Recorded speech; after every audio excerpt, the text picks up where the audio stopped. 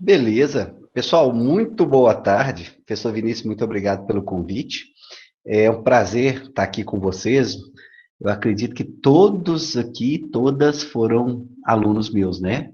Pelo que eu estou vendo aqui, estou me lembrando, todos foram. Não sei que veio alguém de transferência, né? E não fez a disciplina de EBEA, mas de qualquer forma, é um prazer danado estar aqui com vocês. Então, nós vamos falar rapidamente aí, pelo menos com 20 minutos, né, o que der sobre cunicultura, ou exploração racional, criação de coelhos, né? Fiquem à vontade para estar fazendo pergunta através do chat, ou até mesmo, que, se quiser desbloquear o microfone aí, a gente já vai ver, e vocês só podem fazer a pergunta ou comentário, tá bom? Bom, acredito que nessa disciplina, né, Vinícius, de zootecnia geral, vocês vão ter uma noção geral, né, sobre a exploração animal de animais úteis para a sociedade, né, de uma maneira geral. Então, um pouquinho de cada cultura, só para ter uma ideia, não é isso? Quando a gente fala em cunicultura, nós estamos falando da espécie Oryctolagus cunícolis, que a gente conhece como coelho, né?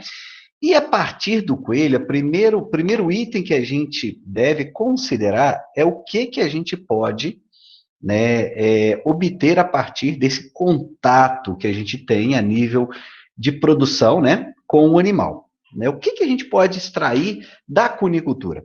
Mas antes de começar a responder essa pergunta que vai direcionar aí as nossas ideias sobre cunicultura, a gente primeiro tem que ter uma ideia, uma noção geral sobre coelho, que muitas vezes falta para algumas pessoas, e essa falta dessa ideia pode gerar alguma noção equivocada da cunicultura. Primeira coisa, o coelho é um dos animais mais versáteis que existem.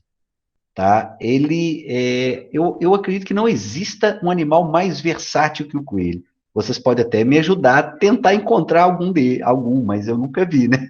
Você até me ajuda, Vinícius. Mas olha só, quando a gente fala de coelho, a gente está falando de versatilidade no sentido da nossa relação, né, de sociedade, humanos com o animal. O coelho nos presta serviços relacionados a quê? Olha só, um coelho pode ser um coelho de companhia. Aliás, é uma das atividades, né, que mais tem crescido, principalmente em tempos de pandemia, pessoal. A produção de coelhos de companhia, né, nessa ideia de pandemia, isolamento social, muita criança ficou em casa, e o coelho de companhia que já vinha crescendo, ok? Cresceu mais ainda nessa época de pandemia, tá? Para a criança interagir mais com os animais, já que ela não vai interagir com os coleguinhas, né? Muitos pais compraram coelhos, e isso reverbera diretamente no atendimento desses animais a nível clínico, ok? Então, é uma atividade que a cunicultura PET cresceu bastante e que reverbera lá na frente no trabalho do veterinário clínico que vai atender esses animais. Então, quando a gente fala em cunicultura, o animal versátil, nós estamos falando de animais de companhia, ok? Mas também nós estamos falando de animais para terapias. Hoje a gente fala também sobre coelhoterapia, assim como outras terapias assistidas com animais, ok? A coelhoterapia aí tem sido muito buscada, muita gente tem curiosidade sobre a coelhoterapia. Além desses dois, a gente pode falar em coelhos para a produção de carne, tá?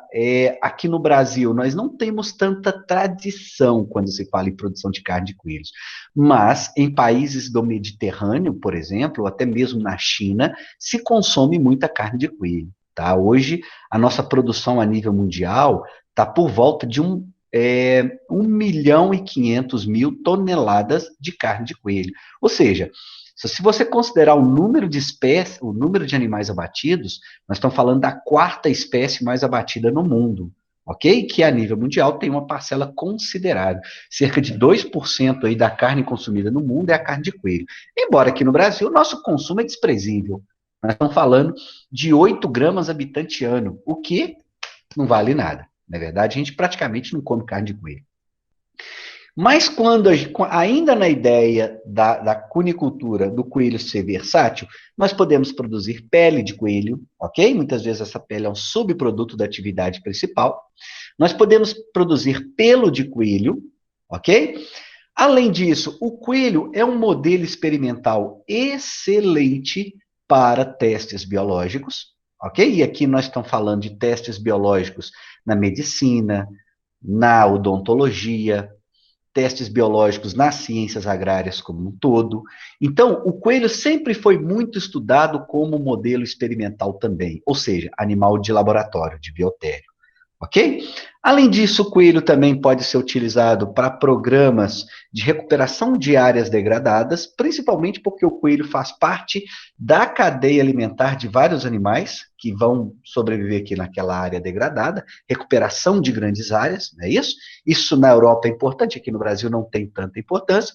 O coelho pode ser utilizado também, dependendo da raça, como espécie de fazenda de caça, também não é o nosso foco aqui no Brasil, mas fora também tem esse foco, ok?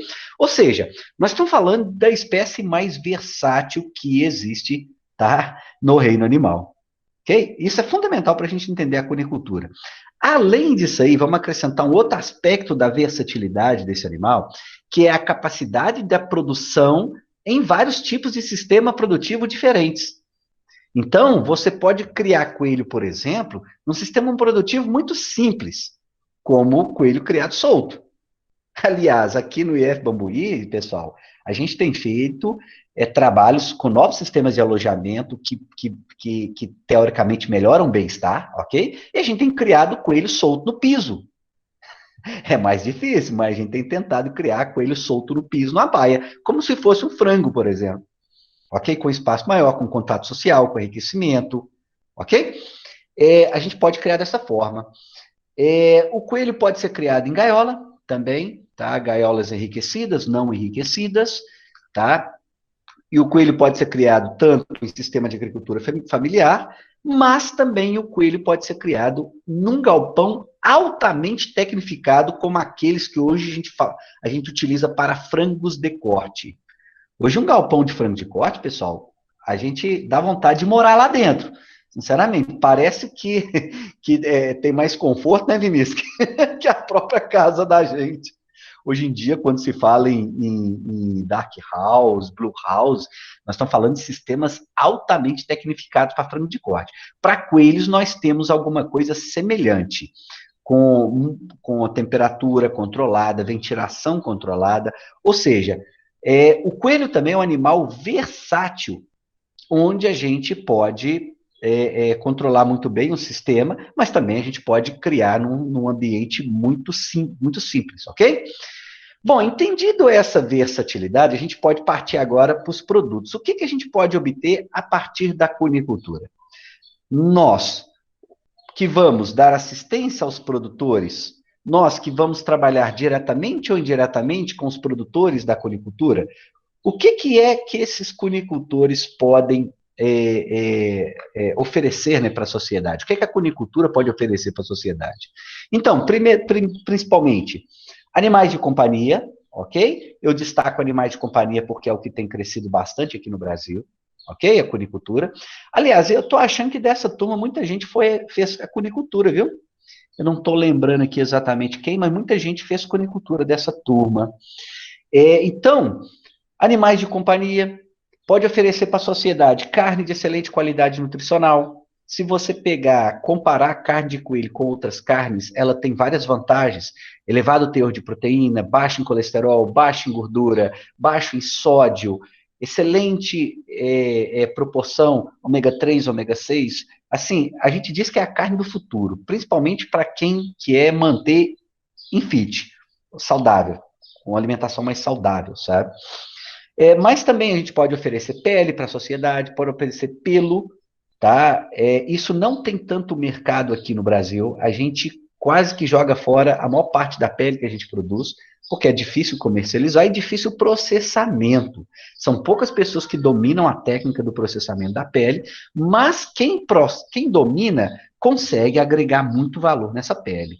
Um dos trabalhos que nós, técnicos, nós que damos assistência, né, a esses produtores, é justamente garantir o maior aproveitamento desses subprodutos. Pode ser um trabalho interessante que vocês vão fazer com a comunidade que vocês vão atender, entendeu? Com um grupo de produtores.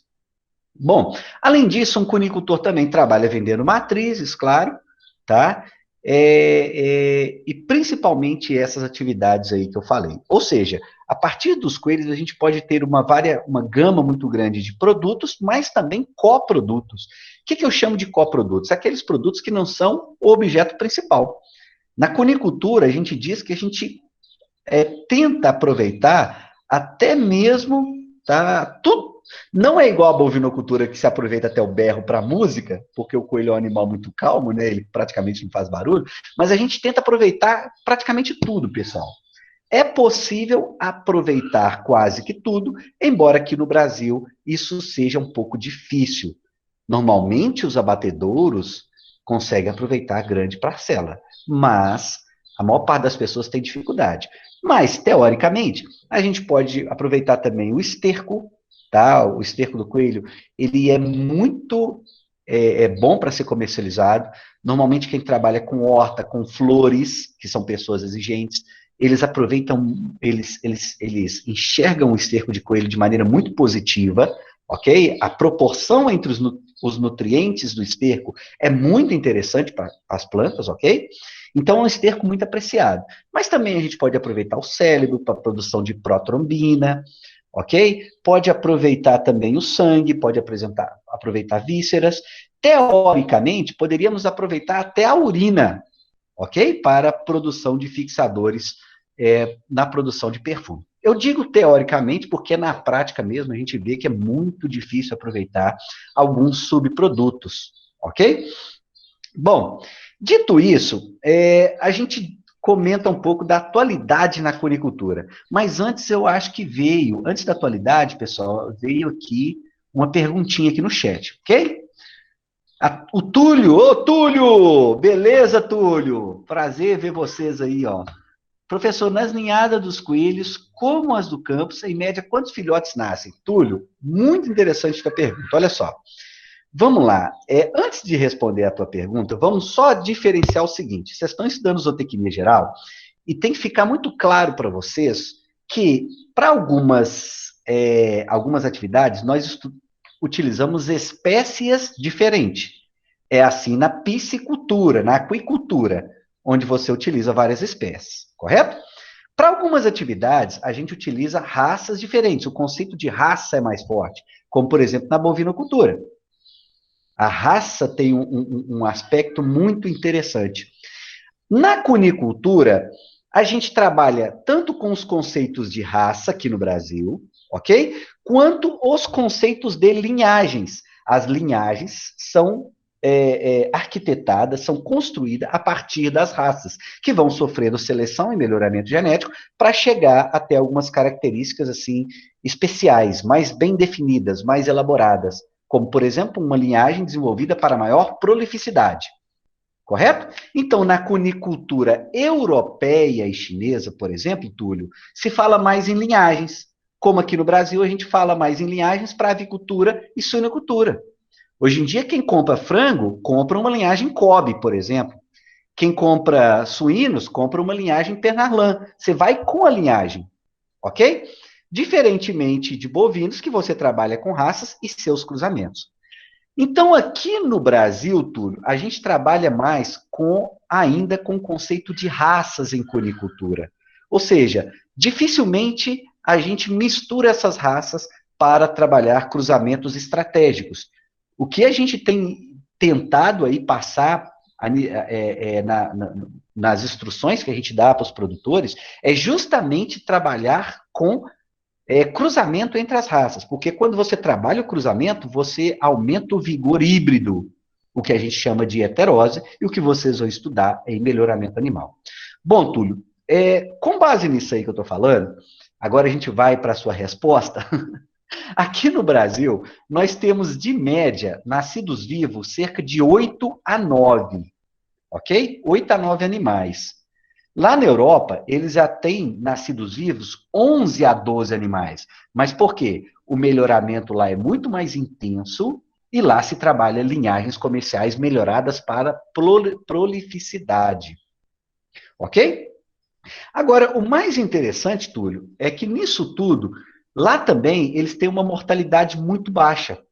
fruto aí de vários aspectos relacionados à alimentação, à sanidade, tá? À ambiência, a equipamentos. Ou seja, a conicultura deles é tão está muito mais à frente quando comparada à nossa. E isso reflete também na mortalidade deles, que é baixo. Então, aqui no Brasil, a gente tem até 20% de mortalidade aceitável. Até 20%. Gente, se a gente falar em 20% de mortalidade na avicultura, nós estamos perdidos, ok? Quebra o produtor. Então, em números, aqui no Brasil, nascem em média 8, mas desmamam em média 5 ou 6. Vamos colocar 6 para a gente estar mais próximo aí da mortalidade real. Ou seja, no Brasil ainda nós temos muito problema de mortalidade e por isso a gente desmama poucos filhotes. Ok? Respondi, Túlio.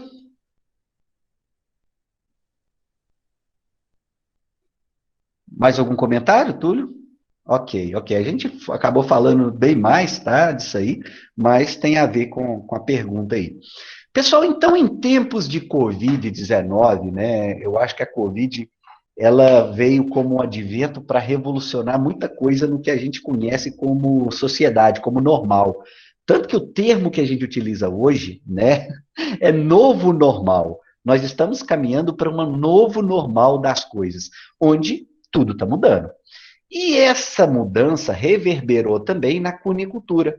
Como eu falei com vocês, a cunicultura no seu lado pet, ela cresceu muito, muito, ok? E aí tem muito a ver com o trabalho de vocês, principalmente a nível de granja, mas também a nível de atendimento clínico veterinário. Né? Hoje, por exemplo, nós temos uma procura grande por clínicos veterinários em grandes centros que trabalham também com o coelho, ok? Por quê? Porque a população cunícola aumentou bastante nos últimos anos, diria assim, ok? Mas como que eu me especializo em atendimento de coelho? Aí é necessário a especialização em clínica de silvestres. Normalmente, o veterinário que atende o coelho é um animal também que atende os animais silvestres, ok? Que vai ter mais mercado, né, assim, para atendimento nos grandes centros. Talvez em clínicas menores de cidades pequenas, você pode sim fazer atendimento a esses animais, mas não vai ser o seu forte, né? Bom, características da cunicultura PET, já que a gente tem mais uns minutinhos aí, vamos explorar um pouco a cunicultura PET. Olha só, é, na cunicultura PET acontece uma coisa muito interessante, né? Grande parte dos criadores tem nível superior, alguns em zootecnia, alguns em veterinária, tá? E é muito legal o trabalho que esse pessoal tem feito, tá? O cunicultor PET trabalha de maneira diferente. Se você é um cunicultor carne, que produz animais para carne, o seu trabalho vai até o momento que você entrega o coelho para o abatedouro, ou entrega carne, né? Se você trabalhar aí no mercado informal, você está entregando carne. O seu trabalho vai até aí. Mas quando você trabalha aí na cunicultura PET, o seu trabalho continua depois que você entrega seu animal. Porque você está entregando para um tutor cheio de dúvidas. As pessoas sabem muito bem como criar cães e gatos nos lares, embora cometa-se muitos erros aí a nível de posse responsável, a nível estrutural, se cometa muitos erros, as pessoas já têm uma noção. Mesmo porque, pessoal, os cães, por exemplo, já são domesticados há quantos anos? 20 mil anos. Os coelhos já são domesticados há somente 1.500. E essa ideia do coelho pet é muito nova. Então, a sociedade como um todo tem muita dúvida em relação ao coelho pet. E essas dúvidas vai reverberar no trabalho do cunicultor pet. A pessoa que trabalha com a cunicultura pet, ela tem que ser uma pessoa muito criativa. Uma pessoa que trabalha muito bem o pós-vendas. Uma pessoa com excelentes virtudes para atendimento das pessoas. Uma pessoa paciente, né? Uma pessoa proativa, uma pessoa que tem um espírito colaborativo muito forte. Essa é a pessoa que vai se dar muito bem com a cunicultura PET, ok? A gente destaca principalmente a paciência aí que deve ter com os tutores, mesmo porque o tutor do coelho PET é um tutor muito sensível. principalmente a temas relacionados com o bem-estar animal. Ok? Pessoal, então foi só uma rápida explanação aí. Se tiverem algumas perguntas, a gente tem aí mais uns 5 minutos. Eu falei com o Vinícius que eu não posso ficar até mais tarde, Vinícius, vocês me desculpam, mas a gente tem aí uns 5, 10 minutos para a gente poder conversar sobre cunicultura e responder a perguntas em geral aí, tá bom? Professor, show de bola. Te agradeço demais. Acho que a ideia é essa mesmo, né? Ter um panorama geral. E eu tenho uma dúvida, eu achei bem legal essa parte, né, do veterinário que vai trabalhar com a cunicultura, tem que estar nessa área mais voltada para silvestres, né? Isso, de certa forma, mostra também o valor agregado, vamos dizer assim, do serviço, do trabalho, uma vez que mesmo se tiver num cenário de produção, ainda esse atendimento ainda não é visto como um animal de produção, né? Isso é um negócio bem curioso, assim, bem contraditório, né, na verdade, porque, teoricamente, se a gente fosse pensar na produção, né, a gente já poderia ter uma visão ou uma abordagem, vamos dizer assim, próxima aí de uma medicina de produção e tal, mas que acaba que eu acho que é uma oportunidade também, né, professor? Porque, embora a gente tenha essa visão do indivíduo, do atendimento clínico individual, o senhor comentou aí da alta taxa de mortalidade e tudo, eu acho que se a gente talvez começasse, né, a levantar um pouco dessa questão de um atendimento mais voltado para a produção, entendendo os fatores de risco, entendendo o que pode estar acontecendo ali no sistema como um todo, né? O que eu chamo a atenção muito dos meninos para ter essa visão mais holística, essa visão mais do todo. E eu acho que é um oceano azul, né? É um mercado onde praticamente ninguém atua, né? Pelo menos eu desconheço colegas que atuam nesse mercado, assim, com essa abordagem. Vinícius, assim, é um mercado muito pequeno, pessoal. O mercado da cunicultura é um mercado pequeno demais. Eu concordo com o Vinícius que essa visão mais geral da produção, né, isso é fundamental. A gente ter um olhar geral do rebanho para tentar entender problemas gerais, né, e não focar necessariamente no olhar de um único indivíduo, né. Isso é muito bacana. Aqui no Brasil, por exemplo, a gente tem um grupo de poucas pessoas, né, normalmente interessadas em conicultura, que discutem alguns problemas. Nós não temos muitos especialistas, pessoal. Aquela pessoa de campo que vai lá nas granjas para atuar, para resolver problema, aqui no Brasil nós não temos. Mas nós temos um grupo de pessoas antenadas aí que prestam um certo tipo de consultoria quando os problemas são graves, principalmente sanitários, tá? Por exemplo, uma empresa, isso aconteceu recentemente, última agora, uma empresa lá do Sul estava com um problema enorme de sanitário na produção. Aconteceu que essa empresa tirou o promotor de crescimento. Tirou o promotor de crescimento da ração. O que é o promotor de crescimento? Em outras palavras, o antibiótico. O antibiótico controla a flora bacteriana, pessoal. Isso é importante. Para frango de corte, por exemplo, é quase que impossível você trabalhar sem promotor de crescimento, né? Só que quando a empresa tira o promotor de crescimento, algumas falhas no manejo, nas instalações, começam a aparecer, que antes não aparecia, porque eram mascaradas pelo promotor de crescimento. E aí, vocês como técnicos têm que entrar, né, para justamente verificar onde está o problema, ou tentar minimizar esse problema de alguma forma, melhorando a qualidade da ração, melhorando a qualidade do manejo, melhorando o manejo preventivo. Por exemplo, coelho, a água para coelho tem que ser clorada. Se você tiver uma água clorada, você já controla muitos problemas. E muitas vezes a água que o produtor está utilizando nem clorada é. Entendeu? Então, essa visão holística, conforme o Vinícius destacou, é fundamental para a gente entender melhor os problemas da produção animal. E é claro, pessoal, principalmente hoje em dia, o mercado está bem focado, ele exige pessoas que tenham diálogo.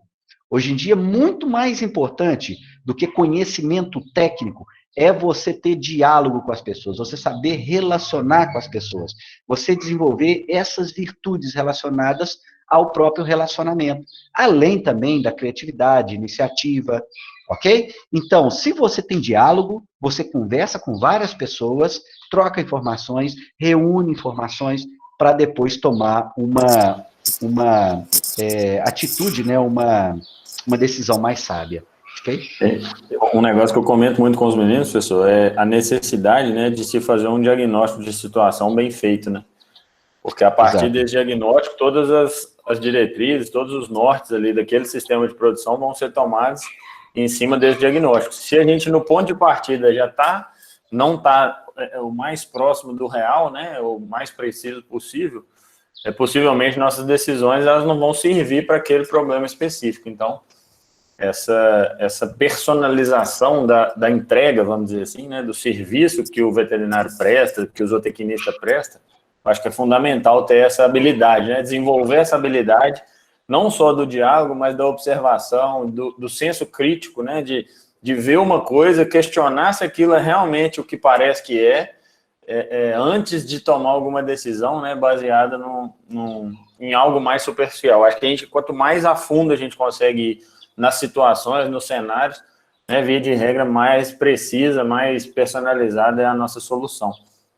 Um negócio Exato. bacana que eu lembrei aqui, a gente trabalhou num projeto grande de uma produtora de feno no Brasil, uma das maiores produtoras de feno no Brasil, e a gente era muito focado, né, no mercado de equinos, naturalmente, nossa área de atuação mais forte, e de bovinos.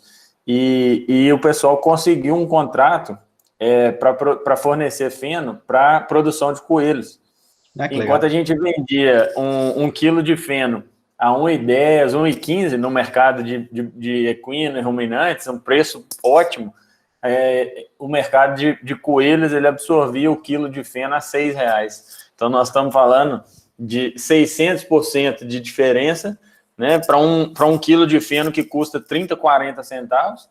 Obviamente que o volume não é grande demais, mas a gente começa a ter ideia do que é esse valor agregado e de o quão esse mercado, né, não só para a atuação do veterinário, mas para a atuação dos bastidores também desse sistema aí, opções, né, para poder trabalhar, para poder se posicionar no mercado. Então tem que estar muito ligado, assim, pelo menos saber que isso existe, né, ter consciência que isso é possível, né, e quem, obviamente, gostar, quem tiver mais interesse pela área, aí vai trilhando a carreira, vai se aprofundando aí nesses segmentos, né? Mas muito bacana. Exato. Pessoal, se alguém tiver, então, alguma perguntinha aí? E, moçada, assim, professor Luiz, né, super disponível para todo mundo. Eu também, né, se tiverem dúvidas, se quiserem ver como é que é o setor, né, acho que no retorno das atividades presenciais aí a gente vai poder retomar, né, os projetos e tudo mais. Se quem tiver interesse, acho que é só nos procurar, né, professor? A gente vai estar sempre à disposição, sempre aberto aí para poder ajudá-los, né, da melhor maneira possível. Eu acho que nós estamos passando, professor, um pouquinho das 4h30, que era o horário que você falou que estava apertado de compromisso. Eu acho que a gente pode deixar, eu vou colocar até o e-mail do senhor lá para os meninos, que aí qualquer coisa, se tiverem mais dúvidas, ou se quiserem aprofundar em algum assunto aí, a gente já faz essa ponte direta, pode ser? Pode ser, pode ser. Show de bola. Professor, te agradeço demais, mais uma vez, Beleza. pela disponibilidade, pelo conhecimento, pela disponibilidade de estar aqui com a gente nesse bate-papo. E aos meninos também, pessoal, se tiverem alguma dúvida, mandem no nosso grupo aí do Telegram, lá na plataforma. A gente vai estar disponível para poder ajudá-los. Fica com Deus aí todo mundo, até a próxima aula. Professor, pode ficar à vontade aí, quiser falar alguma coisa. Tá, só queria agradecer, né, Vinícius, pela oportunidade aí. Dizer também da alegria de estar conversando com a turma novamente, tá? Eu estou vendo aqui que alguns fizeram cunicultura também, né? Como optativa, a gente ofereceu no semestre passado, tá? Então, pessoal, qualquer coisa a gente está por aí, tá? Eu não sei, assim, quanto... O nosso setor de cunicultura para o ano que vem é uma dúvida, né? A gente vai mudar um pouco o foco, que hoje a gente trabalha muito com pesquisa, a partir do próximo ano a gente vai focar mais na extensão em cunicultura, então o setor produtivo eu não sei como que vai ficar, se ele vai ser mantido pela escola, tá? Mas de qualquer forma, a gente vai estar podendo colaborar aí de alguma maneira, né? Hoje, por exemplo, só a título de curiosidade, a gente conduz um projeto de pesquisa, tá? Mesmo com a Covid, a gente não parou, tá? Mesmo porque os animais, a gente está preparando esses animais para esse experimento de reprodução desde janeiro, tá ok? E hoje a gente trabalha com sistemas alternativos. Exemplo, o sistema tradicional de gaiolas, né, individualizado, esse aí um dia vai acabar, tenho certeza. Tá? Um dia essa ideia de criar animal fora da gaiola, todos os animais, chega aqui no Brasil. E um dia vai virar lei. Talvez vai demorar ainda 50 anos, 100 anos, provavelmente a gente não vai ver. Mas a gente tem que pensar em ideias para a gente continuar produzindo o animal, ok? Mas isento da gaiola, né? A gente não pode esquecer também que tem uma importância econômica e social muito grande quando se fala nessas atividades produtivas. Então, elas têm que ser mantidas, porém, com um olhar diferente, principalmente o olhar do bem-estar animal.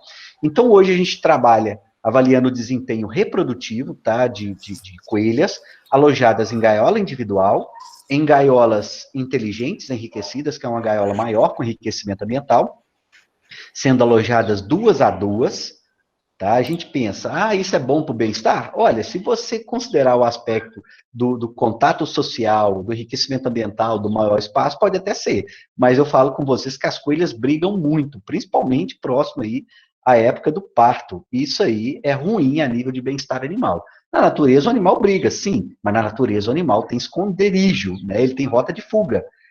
E nós estamos testando também um terceiro sistema, que é o sistema de baias coletivas. A gente coloca 4 coelhas juntas, com cama, ok? Com equipamentos de avicultura, comedouro de avicultura, cama de avicultura, ok? E estamos vendo o que dá. Elas brigam também, mas em menos intensidade, tá? A gente, assim, tivemos somente 3 partos nesse modelo até agora, o experimento começou em agosto, tá? Acredito que até o final do experimento a gente deve ter aí por volta de, são 8 coelhas, vezes 2, de 16 partos, para a gente avaliar melhor esse novo sistema, ok? Aí depois a gente vai publicar os dados e comentar aí nos eventos que tiverem aí na escola, tá? Bom, então foi um prazer, sucesso para todo mundo, viu? Obrigado, Show de Vinícius. bola, pessoal. Obrigado, pessoal. Até mais, até a próxima aula. Até.